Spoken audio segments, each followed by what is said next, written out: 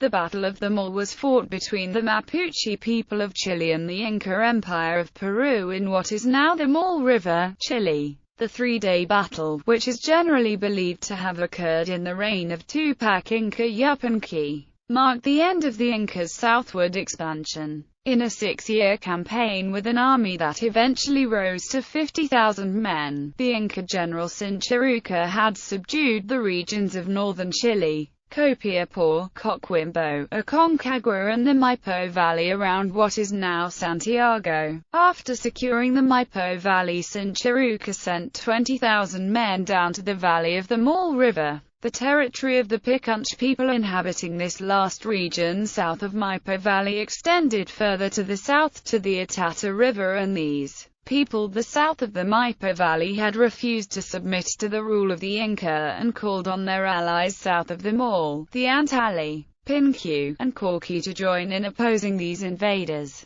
This defiance gave them their distinctive name of Purumacas from the Quechua Purumurauca, meaning those not under the rule of the Inca. The Spanish later corrupted the name into Promuaces. The Incas crossed the Maule River, and keeping their old custom, they sent messengers to require these Purumacas to submit to the rule of the Inca or resort to arms. The Purumacas had determined to die before losing their freedom, and responded that the victors would be masters of the defeated and that the Incas would quickly see how the Purumacas obeyed. 3 or 4 days after this answer, the Purumacas and their allies arrived and camped in front of the Incas' camp with 18,000–20,000 warriors. The Incas tried diplomacy, offering peace and friendship, claiming they were not going to take their land and property but to give them a way to live as men. The Purumacas responded saying that they came not to waste time in vain words and reasoning, but to fight until they won or died.